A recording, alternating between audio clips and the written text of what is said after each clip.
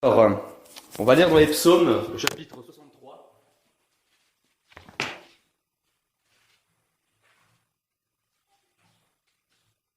Psaume 63.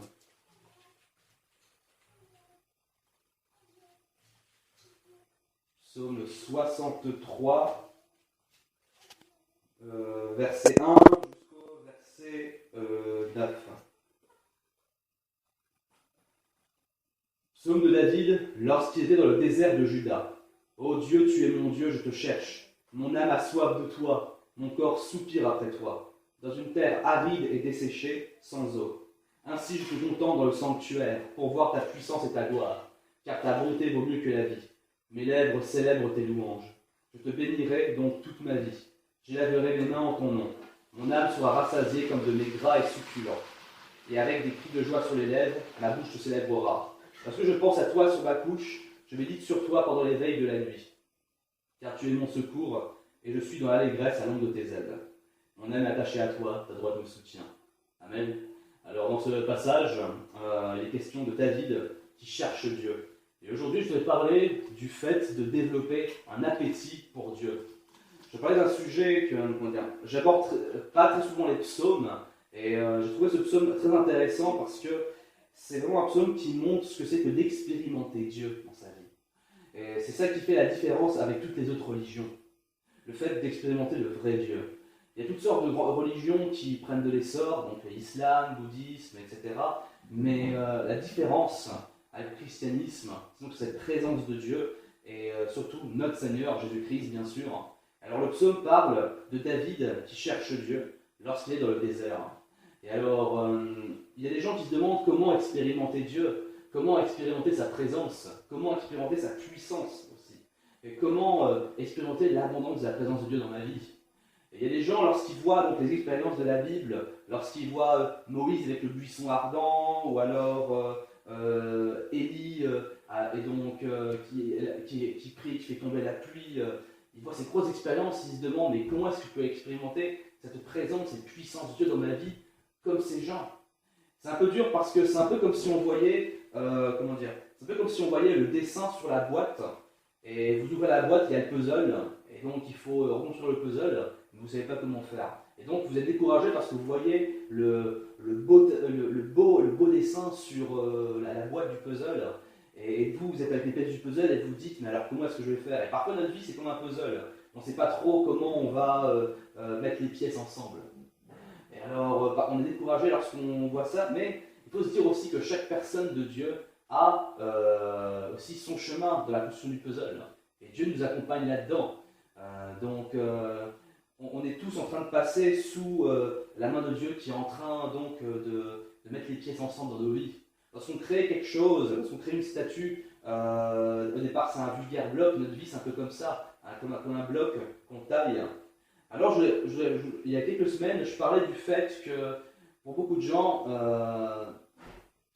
le fait d'être avec Dieu, c'est pas assez. C'est comme Adam et Ève. Pour eux, la présence de Dieu n'était plus assez bien. Ils étaient dans le paradis, ils étaient dans ce qui est le plus beau, c'est la présence de Dieu totalement. Il n'y avait pas de mal, il n'y avait rien de mal. Mais Dieu n'était plus assez pour eux. Et donc, ce qu'ils ont fait, c'est qu'ils ont désobéi. Et donc, à partir du moment où Dieu n'est plus assez pour nous, alors rien ne nous satisfera. Ce psaume parle de l'importance de chercher Dieu en premier, mais aussi de chercher Dieu pour ce qu'il est, de trouver Dieu pour ce qu'il est. Au départ, beaucoup de gens vont vers Dieu pour trouver un sens à leur vie, pour trouver... et c'est vrai qu'avec Dieu, on trouve le vrai sens de la vie. Mais souvent, on cherche Dieu pour régler un problème, ou pour résoudre une situation. Et je ne dis pas que Dieu ne veut pas nous aider dans une situation. Oui, il veut nous aider. Et souvent, au début de notre foi, Dieu va nous aider dans des situations. Mais après, ce n'est pas assez. Dieu ne veut pas juste être une simple aide pour nous. Il y a beaucoup de personnes qui ont été aidées par Dieu, mais qui ensuite, lorsqu'il s'agissait de se donner davantage à Dieu, n'ont pas fait des pas de plus. Donc, ici, ce psaume nous parle du fait d'expérimenter Dieu, vraiment pour ce qu'il est. Il dit, oh Dieu, tu es mon Dieu, je te cherche. Ce n'est pas que je t'ai cherché et ensuite tu es devenu mon Dieu, mais parce que tu es mon Dieu, je te cherche. Lorsque tu as vraiment expérimenté Dieu, lorsque tu expérimentes la présence de Dieu dans ta vie, tu as envie de le chercher, parce que tu sais que seul lui peut te satisfaire. S'il y a des jours où tu te sens loin de Dieu, s'il y a des jours où tu sens l'impression que la présence de Dieu n'est plus là, eh bien c'est une opportunité justement pour le chercher davantage. Dans les difficultés, il y a des jours où on aura l'impression que Dieu n'est pas là. Mais Dieu est toujours là. Mais parfois, Dieu va permettre qu'il y ait des moments comme ce désert, parce que c'est marqué que David, à ce moment-là, il était dans le désert. Et donc, il cherche Dieu. Il dit, mon âme a soif de toi, mon corps souffle après toi. Il dit, ta bonté vaut mieux que la vie.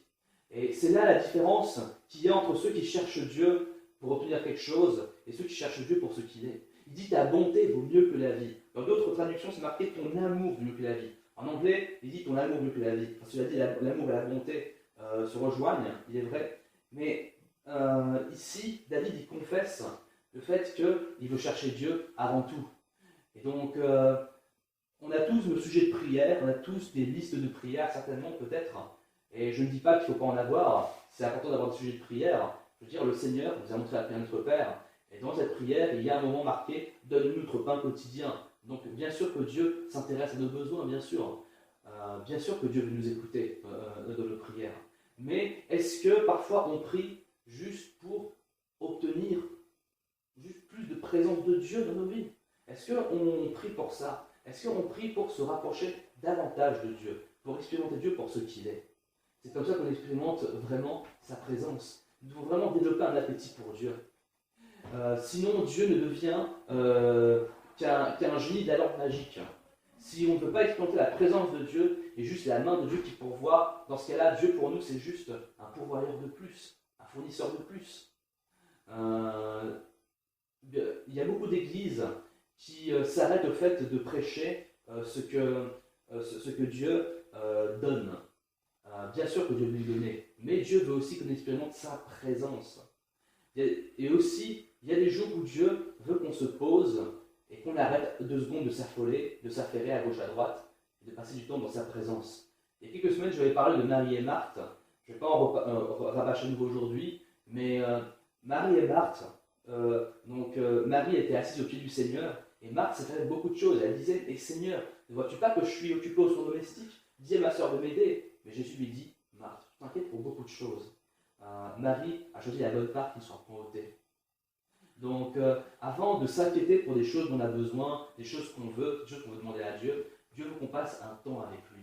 C'est-à-dire, lorsque vous êtes marié, lorsque vous êtes en couple avec quelqu'un, vous n'aimez pas la personne juste pour ce qu'elle vous donne, juste parce qu'elle est riche, ou juste parce qu'elle est belle, ou juste parce qu'elle est ceci ou cela, mais vous l'aimez pour ce qu'elle est. Et il y a des jours où vous avez pris du temps à passer du temps avec elle, et à juste apprécier ce temps avec elle, avec cette personne. Lorsqu'on aime les gens, il y a un dicton, enfin je ne sais plus comment on dit en français, mais il y a un proverbe qui dit que lorsqu'on aime quelqu'un, peu importe dans quel endroit tu te trouves, que tu te trouves ici, ou dans une forêt, ou dans une ville, ou alors dans une cabane, ou je ne sais où, même dans un endroit pauvre, eh bien, juste parce que cette personne est là, tu es content. Et nous devons expérimenter ce genre de choses avec Dieu aussi. C'est là qu'on va voir alors la différence si notre foi elle va devenir mûre ou pas. Parce qu'une foi mûre, au départ, dans notre fond, on demande beaucoup de choses à Dieu. Bien sûr, Dieu veut nous donner. Mais au moment où Dieu nous dit, expérimente un temps avec moi. Il dit, verset 6, mon âme sera rassasiée comme de mes gras et succulents. Comme de mes gras et succulents. C'est-à-dire, pour lui, la présence de Dieu, c'est comme un plat délicieux. Donc, c'est donc important pour nous d'arriver à ce stade-là, où on cherche Dieu, pas juste pour sa main qui fournit, mais pour chercher lui. Il y a un chant qui dit, Seigneur, je ne sais pas s'il existe en français ce chant, mais en anglais ça dit, Seigneur, apprends-moi à chercher ta face avant de chercher ta main. Donc le Seigneur, on dit que Jésus c'est l'époux de l'Église, c'est notre époux. Et comme j'avais dit, dans une relation, on n'aime pas la personne juste pour ce qu'il nous donne, mais pour ce qu'elle est. Le Seigneur peut avoir une relation d'amour avec nous, pas juste une relation de fournisseur avec nous. Il y a des gens qui demandent, comment est-ce que tu sais si une chose que tu demandes dans ta prière, c'est la volonté de Dieu? Eh bien, je pense que tu peux demander à Dieu. Tu peux simplement demander à Dieu, tu peux prier à Dieu pour ce sujet, et si Dieu ne veut vraiment pas de cela, eh bien, il fermera les portes. Et il en ouvrira d'autres, tout simplement, parce que Dieu t'aime. Et donc, est-ce que tu es prêt à expérimenter cette présence de Dieu? Et il y a des gens qui se demandent alors comment ma vie sera dirigée. Parce que les gens n'osent pas se donner entièrement à Dieu. C'est ça le problème. C'est qu'on cherche beaucoup Dieu pour ce qu'on lui demande, mais est-ce qu'on est prêt aussi à payer le prix d'avoir davantage de sa présence dans nos vies, qui prenne plus de place dans nos vies? Parce que les gens ont peur de perdre le contrôle. Et à partir du moment où tu te donnes entièrement à Dieu, oui, tu perds le contrôle sur ta vie. Oui. Parce que Dieu veut guider ta vie. Mais est-ce que tu acceptes aussi cela? Il est dit dans Romains 8 que ceux qu'il a prédestinés, il les a aussi justifiés, il les a glorifiés. Et donc la prédestination, c'est un sujet que j'aborderai davantage si Dieu le veut ce mois-ci. Parce que c'est un sujet qui provoque beaucoup de malentendus chez les gens, notamment dans Romains 9. Si vous lisez Romains 9, la question de la prédestination, est-ce que Dieu décide tout? Est-ce que Dieu nous laisse une part? C'est une question qui est vaste, mais je l'aborderai davantage plus tard. Mais le fait que Dieu prédestine, pour faire plus simple, ça veut dire qu'il a un plan. Après, c'est à nous de dire oui ou non si on veut rentrer dans son plan. Mais est-ce que tu acceptes de rentrer dans son plan? Et ça, c'est quelque chose qui fait peur aux gens. Parce que les gens n'aiment pas faire le contrôle. Au départ de ta vie chrétienne, tu entends des messages d'amour, des messages de nouvelle vie, et tu es heureux. Mais ensuite, plus tu avances sur le chemin de foi, il y a un moment où tu auras l'impression de perdre le contrôle sur ta vie. Mais qu'est-ce qui m'arrive? Je ne suis plus aussi libre qu'avant. Je ne suis plus aussi dans l'avance qu'avant. Parce que tu viens à ce point de contrôle où tu te rends compte que oui, suivre Jésus, ça a un prix.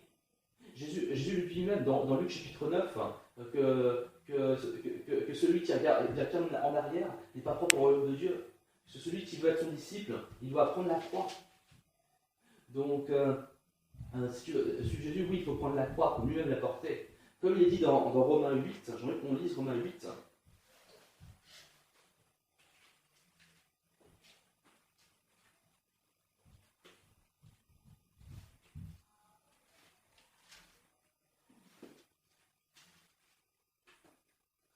Romains chapitre 8, et j'aimerais qu'on lise tout simplement verset 17.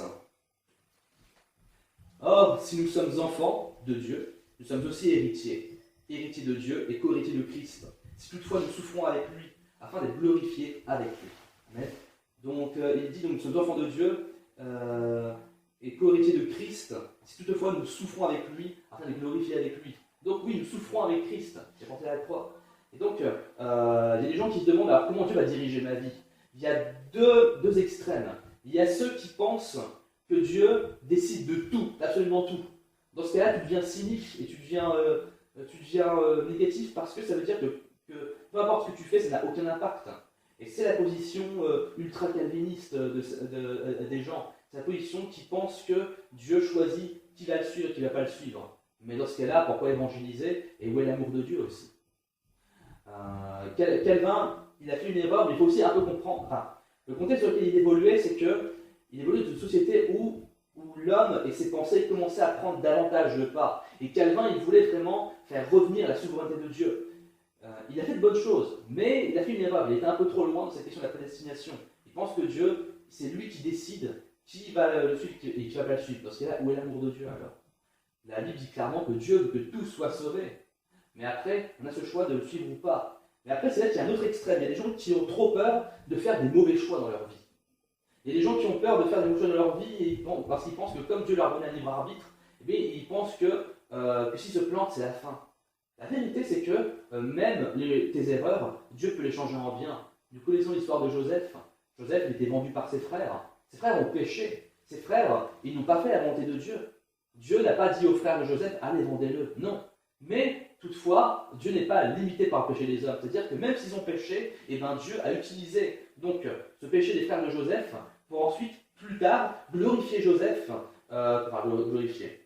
Je ne parle pas de la glorification finale, je parle vraiment du fait d'élever Joseph au rang de gouverneur pour sauver un peuple nombreux. Et Joseph, à la fin de la Genèse, chapitre 50, il le dit. Certes, vous avez voulu faire du mal, mais Dieu l'a changé en bien. Donc, relax. Donc, ne stresse pas pour ta vie. Prie à Dieu, et si tu n'es pas sûr de la volonté de Dieu dans ta vie, eh bien, prie à Dieu. Si tu as une conviction dans ton cœur, eh bien, essaye-la. Si tu as la conviction qu'il y a un chemin que tu dois prendre dans ta vie, eh bien essaye-le. Et même si tu te plantes, Dieu il peut rattraper ça, il peut même te donner une leçon à travers cela et te mener ensuite sur la bonne route, sur les bons rails. Donc parfois Dieu nous guide sans qu'on s'en rende compte en fait. Pour ceux qui cherchent la volonté de Dieu, le problème c'est qu'il y a des gens qui cherchent la volonté de Dieu mais qui deviennent passifs. Ils pensent « Ah, je ne connais toujours pas la volonté de Dieu donc je ne vais rien faire ». Et la vérité c'est que Dieu, il veut que tu cherches aussi le domaine où tu as une conviction. Donc tu pries à Dieu et tu cherches sa présence.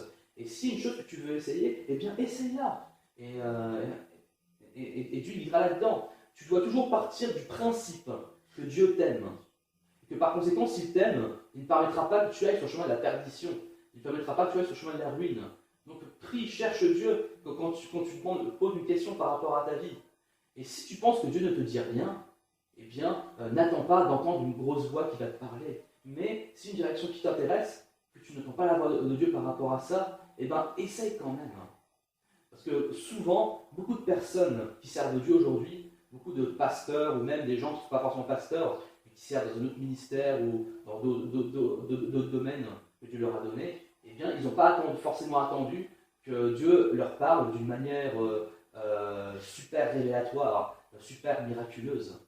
S'il y a une chose qui t'intéresse, une chose que tu veux essayer, prie à Dieu. Peut-être que Dieu il te guidera d'une manière auquel tu ne t'attends pas. Et c'est dur à enseigner parce que c'est quelque chose qu'il faut expérimenter soi-même. Et si c'est vraiment pas la volonté de Dieu pour ta vie, juste prie à Dieu et demande-lui de fermer les portes pour ce qu'il ne veut pas et d'ouvrir les portes pour ce qu'il veut. Et crois-moi, il va le faire. Si vraiment tu demandes à Dieu de fermer les portes, quelque chose de pas de sa volonté, il va le faire. Donc n'aie pas peur. D'un côté, il est vrai qu'il y a la souveraineté de Dieu, d'un côté il y a aussi notre liberté, mais relax, ne stresse pas. Parce que tant que tu cherches Dieu, tant que tu mets Jésus au centre de ta vie, Dieu te guidera. Et même si tu dérapes sur le chemin, il te relèvera. Donc, mais juste, il y a une chose qui est cruciale par contre dans ce que je viens de dire, c'est de mettre Jésus au centre de notre vie. Parce que c'est ça qui fera la différence si notre vie sera bénie ou pas. Et quand je parle de bénie, je ne parle pas, bien sûr, de finances compagnie. Bien sûr que Dieu peut nous bénir niveau finances compagnie, mais ce n'est pas l'essentiel. C'est pas l'essentiel. Paul a dit, j'ai appris à être aussi bien dans l'abondance que dans la disette. Donc quand je parle de béni, je parle du simple fait de rester avec Dieu et d'être de sa volonté et d'être dans sa présence. Et du simple fait que notre vie ensuite, il la guide pour porter davantage de fruits à sa gloire. Ensuite, donc, par rapport au fait de développer un appétit pour Dieu, donc c'est comme en quoi c'est lié avec ce que je viens de parler, la volonté de Dieu. Parce que justement, pour ceux qui cherchent la volonté de Dieu, nous devons vraiment davantage demander cette présence de Dieu, comme David le demande dans le psaume 63. Il dit tu es mon Dieu, je te cherche. Et il dit ton amour est meilleur que la vie. C'est-à-dire que David, il confesse que être dans la présence de Dieu, ça vaut mieux que tous les bienfaits de ce monde. Bien sûr que c'est bien si on peut avoir des finances stables et abondantes, c'est bien si on peut avoir une belle maison, oui, c'est bien si on peut avoir ce chose, je ne dis pas le contraire, mais il y a plus important. Et ce qui est important, c'est vraiment cette présence de Dieu. Et quand tu as cette présence de Dieu, quand tu es ivre de cet amour de Dieu, il n'y a plus rien qui compte ensuite. Bon, après, par la suite, Dieu, quand même, il remplit ta vie quand même. Je connais beaucoup de personnes qui ont dit « Ah, maintenant, le mariage, je m'en fiche, tout le reste, je m'en fiche, je veux juste servir Dieu à plein temps parce que de toute façon, ça allait trop bien. » Justement, par la suite, ils se sont mariés alors qu'ils ne pensaient pas se marier, ils ont eu telle chose alors qu'ils ne pensaient pas avoir telle chose, etc. etc. Donc, mais vous remarquez une chose, que ces gens, ils doivent d'abord expérimenter la présence de Dieu. Et la présence de Dieu, c'est ce qui compte avant toute chose, et c'est ça qui fera la différence entre la vraie foi et la foi superficielle. Parce que si tu as juste la foi de demander à Dieu de te donner quelque chose tout le temps, dans ce cas-là, ce n'est pas une vraie relation avec Dieu. Et c'est aussi quelque chose que je voudrais aborder par rapport à la question des tentations et du péché. Pour surmonter les tentations, nous avons besoin d'expérimenter la présence de Dieu davantage, de chercher Dieu davantage avec plus d'entrain. Nous devons faire l'effort de chercher Dieu. Parfois, on a l'impression de se sentir un peu loin de Dieu, de se sentir seul au milieu des gens. C'est justement un bon moment pour chercher Dieu davantage. Si tu penses être loin de Dieu, eh bien, dis-toi que c'est l'occasion de le chercher davantage et justement de l'expérimenter plus profondément. Alors, lorsqu'on regarde le péché, Les tentations comme les choses sexuelles, les choses de l'argent, les choses de la célébrité, tout ça, ou même les choses, là je parle des exemples gros, mais même des tentations plus petites, des choses qui nous tentent. Je veux dire, ces choses, ça coupe notre appétit pour Dieu. Et après, ça devient plus dur ensuite de chercher Dieu. Bien sûr, si jamais on est tombé en tentation, je ne dis pas qu'il ne faut pas chercher Dieu. Il faut chercher Dieu. Il faut chercher Dieu. Dieu est prêt à nous pardonner. Ensuite, il faut le chercher pour justement avoir davantage sa présence, parce que quand tu goûtes à son amour davantage, tu es moins intéressé par le péché. Et alors, à ce moment-là, Dieu, c'est vraiment le bon plat qu'il te propose. Il dit, je serai rassasié comme des mets succulents, David dit. Et le péché, c'est comme des espèces de bonbons toxiques, et en plus, qui ont certes un bon goût. Mais ensuite, le problème, c'est que ça coupe ton appétit pour la chose de Dieu. Un pasteur disait un jour, c'est un pasteur américain, quand il était petit, bon, je pense qu'il n'est pas le seul à être dans ce cas-là, mais il a raconté une histoire, que quand on est enfant, lui, ça lui est arrivé de... Sa mère était en train de préparer le plat, donc le dîner, et lui, en attendant, il s'impatientait, donc il prenait des biscuits sur la table. Et donc il les mangeait, mais après le problème, c'est qu'il n'avait plus faim pour le plat principal. Parfois avec les enfants, ça arrive comme ça, parce qu'il faut leur préparer le plat, mais ils ont mangé tellement de bonbons qu'ensuite ils n'ont plus faim lors de leur dîner. Enfin, bref. Et justement, ça, le problème avec le péché, c'est que parfois, dans la présence de Dieu, on a besoin de vraiment patienter avant d'arriver à ce moment où tu es débordant de sa présence, son amour. Et parfois même aussi, tu es tenté d'aller vers autre chose, parce que tu commences à prier, mais pour l'instant tu ne ressens rien. Alors tu es tenté de faire autre chose. Mais après, ces choses, elles tuent ton appétit pour Dieu. Et alors, après, t'as plus faim, t'as plus envie de prier. Et justement, quand tu te sens vide, c'est le moment d'aller prier davantage à Dieu. Et justement, tu expérimentes à un moment sa présence. Et c'est comme un bon plat qui cuit. C'est-à-dire, bon, faut attendre avant qu'il soit prêt. Et de même aussi, je pense que Dieu, quand il veut nous bénir, eh bien, il prépare d'abord les choses. Mais nous, puisqu'on est impatients, on va d'abord prendre des bonbons qui sont pleins de gras toxiques et plein de produits chimiques, au lieu d'attendre le bon plat que Dieu veut nous préparer. Et Dieu veut nous combler, il veut nous combler par sa présence.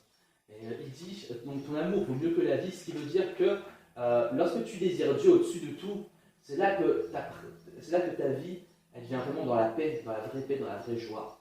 Donc, si tu vois que tu pries pour quelque chose, mais que Dieu ne te le donne pas, eh bien, au lieu de te focaliser sur ce que Dieu ne te donne pas, déjà focalise-toi sur Dieu en premier. Parce que Dieu, il veut t'avoir juste toi et lui. On prie pour bien beaucoup de choses, mais est-ce qu'on prie pour juste goûter à davantage la présence de Dieu dans ma vie? Il y a beaucoup de gens qui cherchent des expériences spirituelles aussi. Bien sûr, ce qui est bien, c'est qu'au moins ces gens ils ne cherchent pas le péché, ils ne cherchent pas la pornographie, ou alors les filles, ou alors l'alcool, je ne sais quoi. C'est bien, mais le problème c'est que parfois aussi ils cherchent des expériences qui juste, ils voient des gens qui sont en train, je sais pas, de tomber par terre des assemblées, ou d'être en transe, ou alors d'expérimenter des trucs miraculeux. Et bien sûr que c'est normal de vouloir chercher des choses miraculeuses avec Dieu, mais avant de chercher le miracle, cherche d'abord Dieu. Et est-ce que quelqu'un peut fermer la porte, s'il vous plaît? Parce que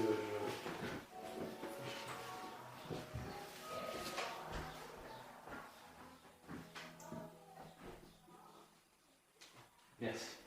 Bref. Donc, j'étais en train de penser au début de ma conversion. Quand j'avais... ma conversion s'est passée en 2 temps. D'abord, vers l'âge de 13 ans, j'étais touché par Dieu. Mais c'est vers l'âge de 15 ans que j'ai vraiment compris le fait de suivre Dieu. Et alors, au début de ma conversion, je voyais ces gens en train de pleurer de la prière parce qu'ils étaient touchés par l'amour de Dieu. Et moi, je pensais qu'il fallait se planter la même chose que...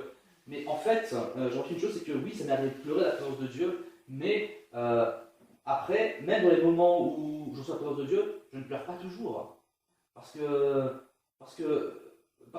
je ne me focalisais que sur l'aspect extérieur des choses que je voyais. Je me focalisais que sur l'aspect miraculeux où on voit les gens en extase, tout ça. Et je ne dis pas que c'est mauvais. Mais comment est-ce que j'ai pu vraiment développer une relation avec Dieu? Eh bien, j'ai pu développer une relation avec Dieu de la simplicité, simplement en commençant par le chercher lui. Au départ, je croyais qu'il fallait expérimenter quelque chose de fort. Au départ, je priais pour expérimenter un truc super miraculeux. Mais ensuite, quand j'ai vraiment commencé la foi, aux alentours du moment où j'ai voulu suivre Dieu, je me suis fait baptiser parce que je voulais vraiment suivre, et ben, j'ai expérimenté la présence de Dieu juste en le cherchant lui en premier, juste en priant tout simplement. Et donc, Dieu parfois fait des choses de la simplicité. Donc j'espère que nous pourrons vraiment développer un appétit pour Dieu. Et c'est dur à enseigner parce que c'est quelque chose que vous devez expérimenter. Je ne peux pas enseigner vraiment moi parce que c'est quelque chose qui se pratique plus qu'il ne se théorise. Mais je vous invite en tout cas à chercher Dieu déjà pour ce qu'il est. David est dans le désert, et alors pendant qu'il est dans le désert, et si vous aussi un moment vous traversez un désert, et bien dites-vous que c'est le bon moment pour expérimenter Dieu. Bien sûr, je ne dis pas qu'il faut attendre d'être dans le désert pour expérimenter Dieu, je veux dire, qu'on soit dans l'abondance ou dans le désert, je nous souhaite de chercher Dieu en tout temps et d'être reconnaissant en tout temps. On va prier. Père Céleste, je te remercie pour ce message. Je prie, Seigneur, pour que tu aides chaque personne dans ce lieu à vraiment expérimenter ta présence et à te désirer au-dessus de tout. Seigneur, nous avons besoin de développer un appétit pour toi. Seigneur, nous voulons connaître cette présence délicieuse de ton esprit. Que ton esprit puisse demeurer davantage en nous, afin que ta vie et ton esprit puissent davantage se révéler à travers nous, que ta gloire se révèle à travers nous. Au nom de Jésus-Christ, nous avons prié. Amen. On va faire passer les offrandes. Et peut-on chanter le chant